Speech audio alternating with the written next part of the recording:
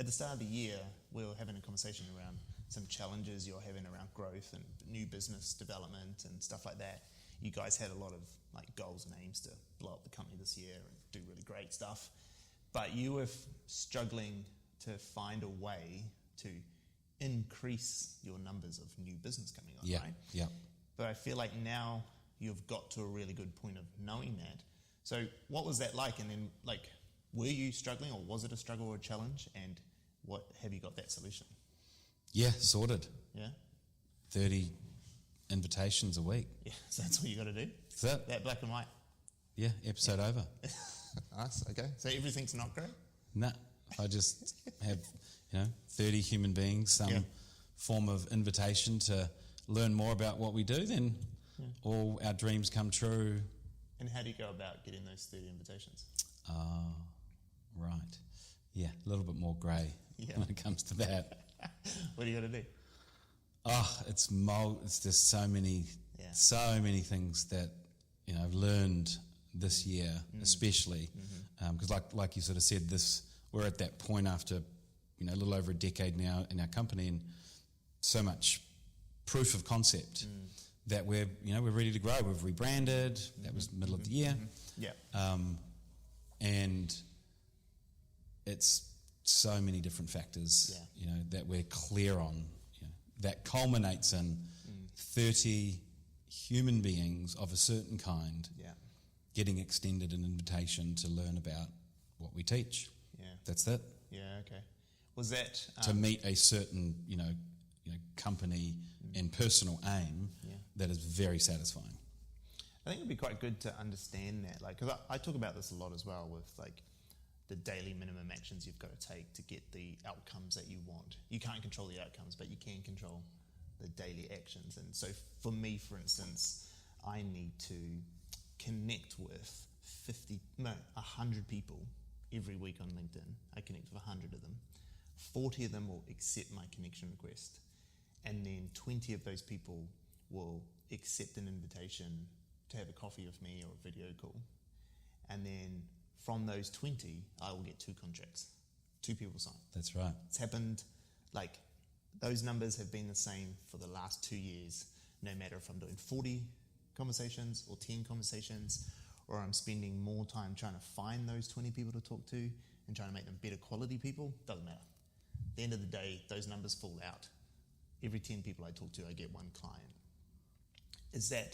Have you got some sort of mathematics around that? It's exactly the same. Yeah, it's exactly the same. And what's beautiful about it is part of the journey this year has been really getting crystal clear on the different levers and dials and things like that, in some ways expose enough people. People talk about touch points. But even then, the whole touch points conversation is sort of people go, oh, cool, I just need to, have 12 touch points or 7 touch points. Like they get some formula, and it can't be too formulaic. No. But like you said, there is a certain number that over time, as long as what you're offering to the marketplace stays pretty consistent, then there will be a number.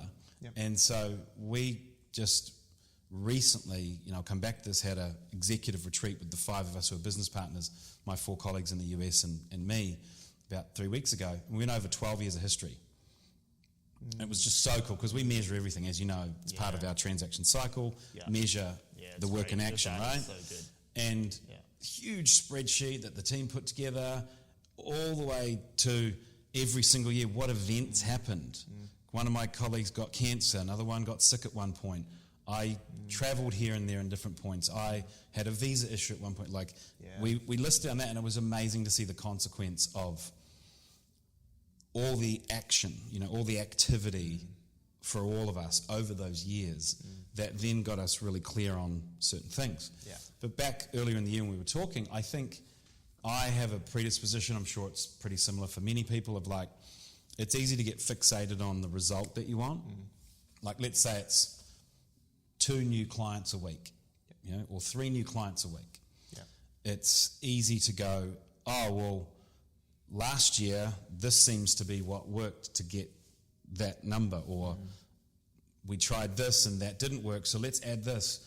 Or, oh, this is not working because of X, Y, Z, and just looking at it in a very short window of time, and then it leads you down all these garden paths of getting fixated on the strategy or the tactics that work, and I think that was part of the issue I was dealing with. Yeah. Not to mention a little bit of a, I don't know, mental inertia or my own narrative about it being a bit harder at this time of COVID for people to consider a 6-month program, and they just want stuff taken off them, not added to them. So like you and I discussed a bit, and my colleague John's really great. He's like, you might have now start to build your own bias or your own narrative about it. In Sandler training, you and I know from Sandler training, they talk about that stuff of your attitude and mindset. It's so normal though, like for people to find external reasons for things not going their way. Like, I mean, the obvious example is government is you always use. People use government's decisions to blame their business for doing it. And I always try to say to people, like, are all businesses doing bad? Like, is there any exceptions that aren't? Like, are there any businesses who are thriving? And they're like, well, yeah, they are, but they're lucky, or they're good, or they've got some reason why they are. Yes. And it's mostly just because their culture's better and they've got a really good understanding of what their North Star is.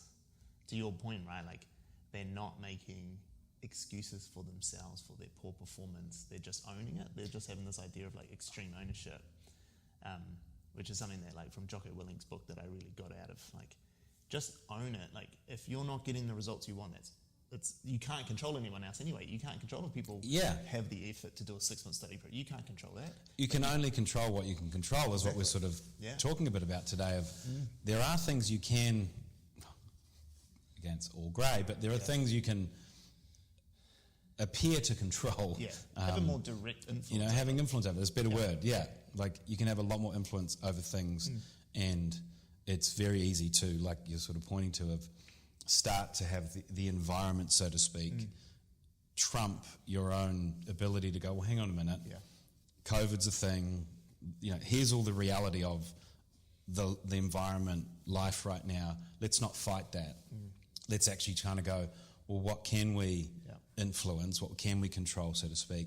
And look, I think the other truth of it, for me, came very recently, and a little bit I went, you have those insights, you're like, God, I feel like an idiot now, but that's okay, I don't mind feeling like an idiot, I do all the time. But as a pretty seasoned business professional, and my entire career has really been selling and delivering services, it's all I've ever done. And half of what I do is delivery, the gold, as far as what I do with people, and then the other half is I've got to invite some way, shape or form people into whatever service I've offered over the years, right? From my personal training to the company I used to work for, which was all about personal development, personal growth, to my own business around mental performance coaching, to even influence you. I'm always selling. We're always, and I think there's an aspect for me, I was like, I don't want to be salesperson.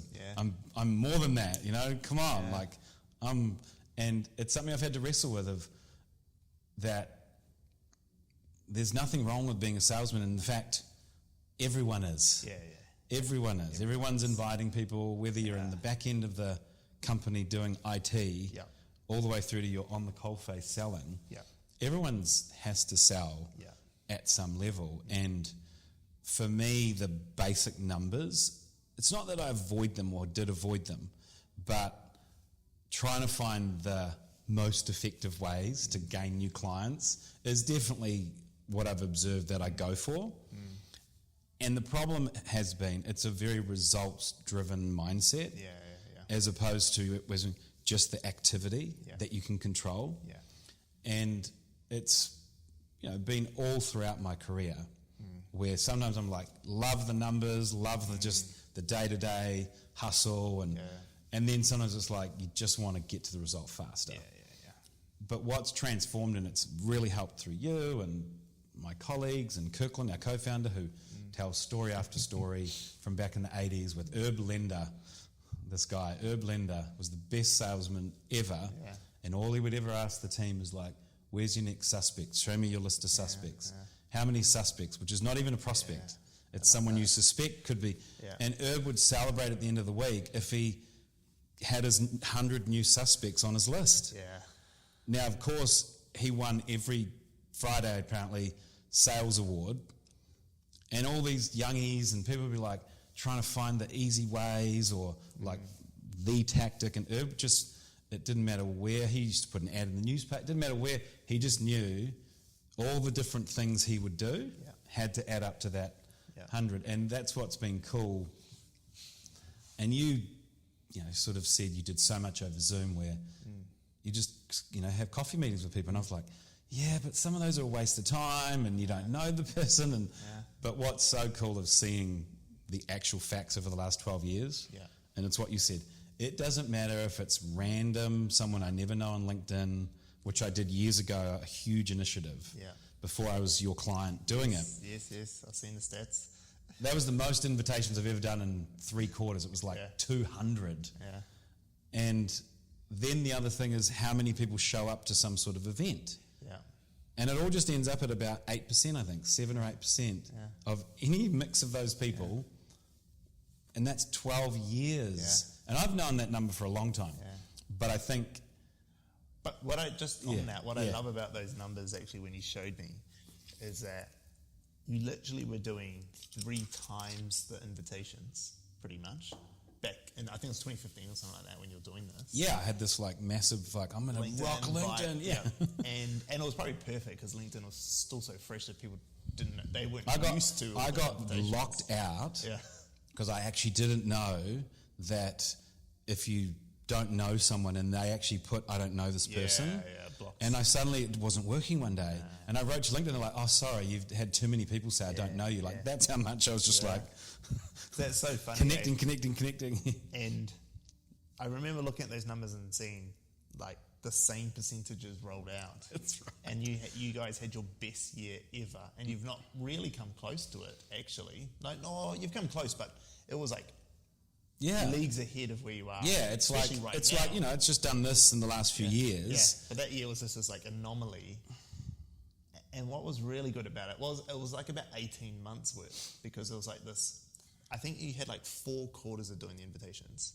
And the first 2 quarters had a little bit increase in sales. The next 2 had a massive increase, and then so did the next 2 because of the delayed effect. And alongside it was those one of those years, or a couple of them, we had 60 events or something in the year. It was epic. I mean, I did a whole tour of USA, Australia, New Zealand. I think I was on the road for 5 months at one point.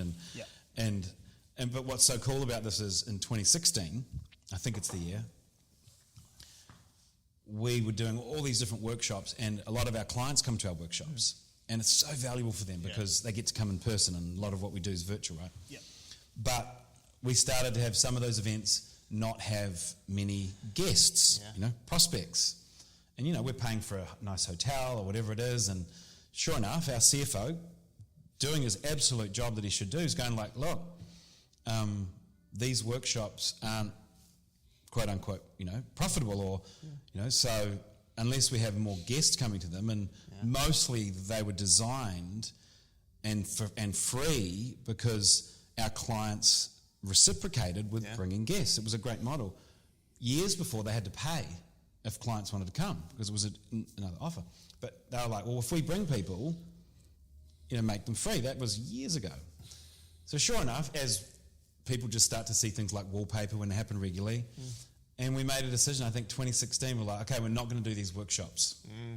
I think there were 2 or 3 quarters where we did barely any. And you can see the flow on in this big spreadsheet of years later. And so it's... Of the sales reducing? Yeah. Yeah, because of not that. Throughout 2016. And then it was almost like at the end of the year we went, So you sort of cut off the nose and spite the face. That's right. To go, I don't want to give away this free thing, but... Well, this was the thing of, our very topic about everything's grey. Yeah. I was reticent to do that, I remember. Yeah. But also I'll go with what sort of maybe seems like a fun, because I was often delivering them. And so a couple of my, our 2 co-founders, and we would always finish those and go, the clients got so much value. Yeah. And they invited a ton of people that couldn't make it. Yeah. And so what we weren't seeing, because it was too black and white thinking, and look, we're pretty onto it with measuring stuff, but we even started to see at times we get blocked in by or biased by looking at one sort of result. Yeah. But results are, and consequences are everywhere. Yeah. So the fact that clients would come, get wicked value, guess what they go do after that? Go talk about it with people. Plus, though, they've extended a whole lot of invitations where they're not likely to make those referrals if there's no structure they're coming to, like an event. Yeah. And so interesting. Like that, and that's where I think if anyone wants to get recurrent, consistent, sort of measurable success and satisfaction in life, you got to really pay attention to all the things you're measuring. And I don't just mean measuring like sales. It's like measuring what impact it has on a client that they showed up in a room with 10 other clients and then they solved a problem at that event that had nothing to do with the event because they caught up with Stanley and chatted during the part where you're eating and drinking and Stanley solved that problem. It's hard to measure those things, but if you're not paying attention to the multicoloured greyness of it all where it's just multiple particles, then you'll struggle to find the right things to commit to. And then it's the consistency, and I think that's coming back to what you had a conversation with me about, I don't know, a couple of months ago, maybe, and it was culminating with this executive retreat we did and the launch of the brand, so now we've got lots of marketing happening, where you sort of just asked me, like, well, how many people do you speak to most weeks? Where are and I showed you the things and what's the result, and we broke down all the numbers. And I think we even played around with getting to a dollar figure. That if I make an invitation to someone downstairs today just because I bump into them at the coffee shop and we get chatting and I go, hey, this, maybe we should catch up sometime, right? And, I'd love to learn more about what you do. That could be worth $200, $600, whatever the number is for anyone who has a business. But every one of those humans that gets engaged with whatever thing it is you're offering as a service or product, there is an actual dollar figure. And that's inspiring. Like, I don't know about anyone else, but I find that inspiring to then just go, I love talking to people. And if it's not like, I've got to try and talk to this person just so I can see if I can get them in our programs, which I hate because it's not about that for me, you know that. But if I just know that the more I'm just talking to people and opening up conversations, that could ultimately achieve my and other people in my life's aims. That was a cool moment when that is cool, when we found that out. I like that concept, like to explain that to people about the value of an invitation or the value of a LinkedIn connection or whatever it is real mind blowing for people. And in that example of mine, which you send 100 connection requests, you get 40 people accept, 20 conversations come out of it, 2 clients, and let's say for argument's sake, those 2 clients are worth $80,000 together combined, so $40,000 each, right? So I can divide that 80,000 divided by 100 connections that I sent. And so, what you're talking about, like 800, I think, $800. So every LinkedIn connection request I send is worth $800. And that's like a 2-minute action for me to jump on LinkedIn, send a connection request, and I can literally tell myself, and I do this because it motivates me, to go, I just made $800.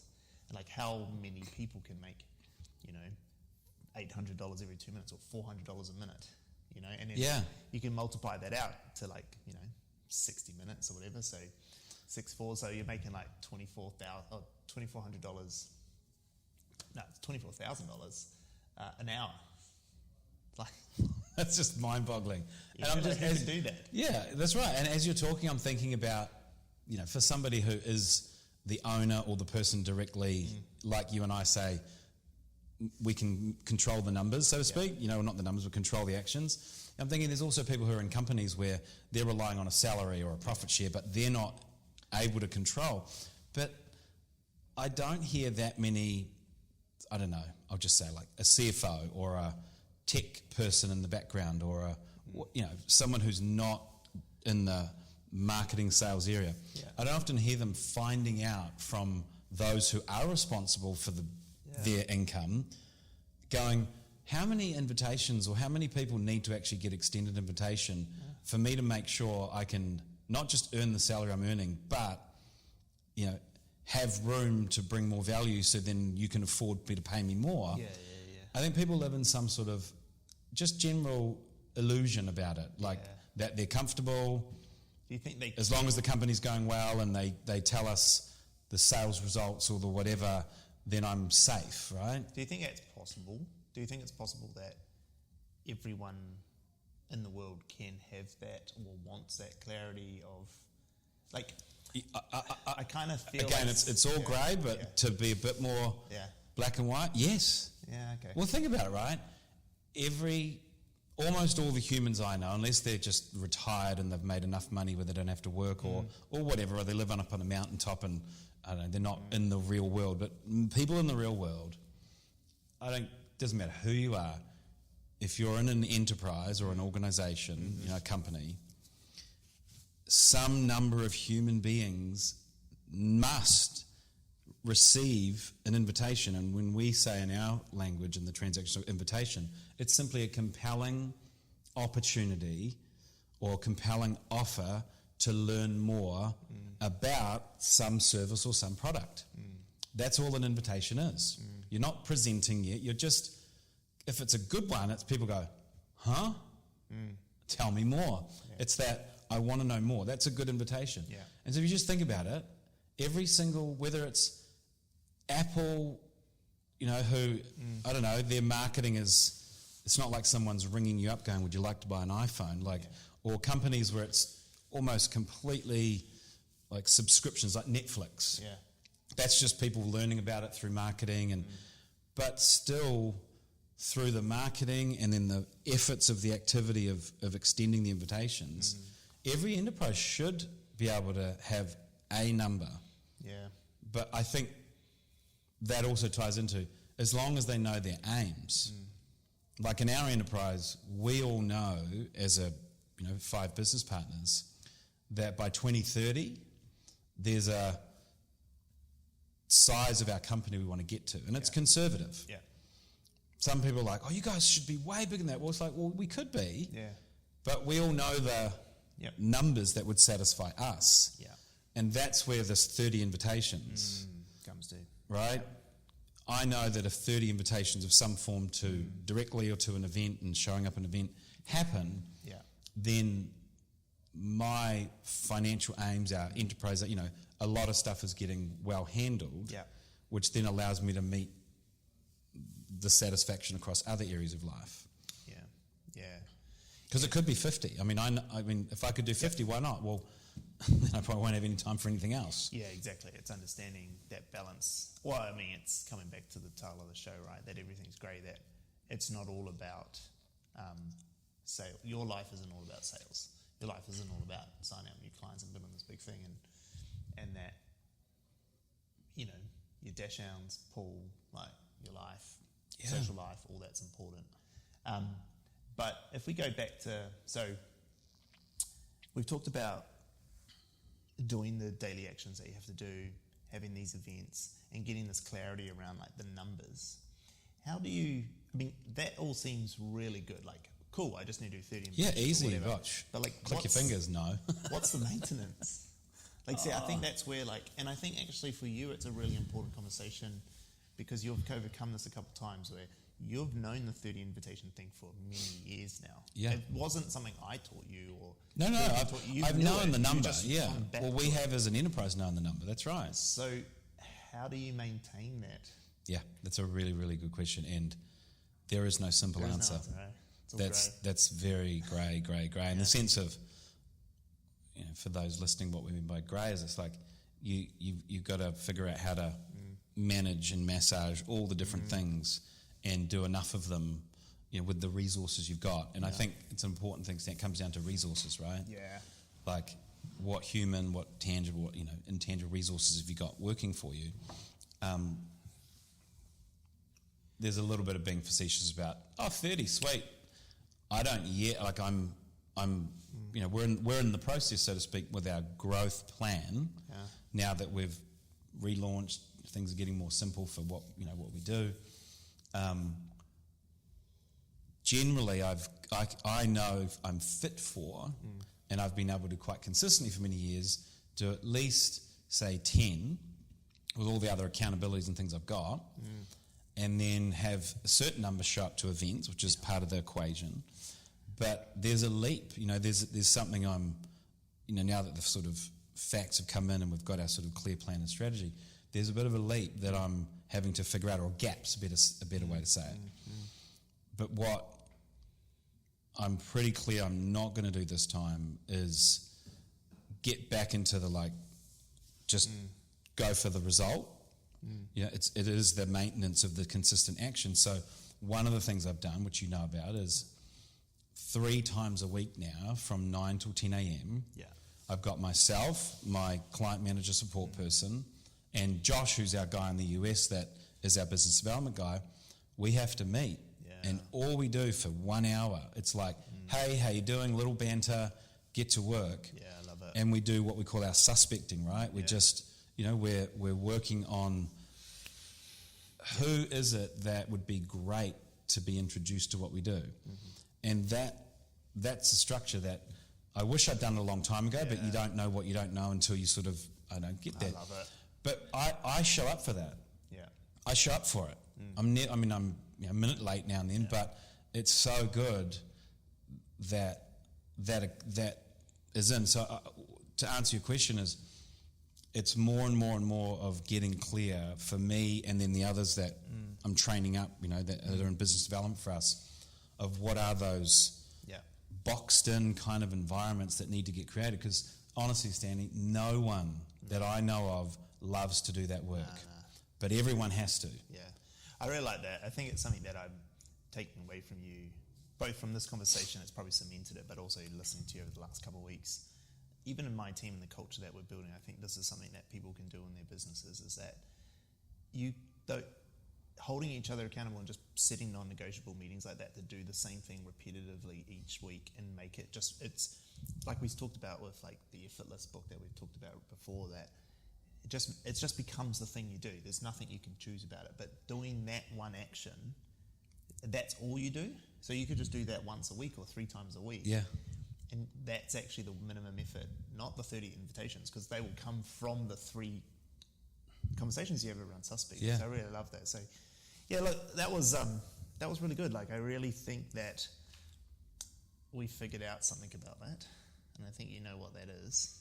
That suspecting and prospecting and funding new businesses, not at all black and white. No, there isn't one thing. There's multiple things for your business or your enterprise, and you got to figure out what those are.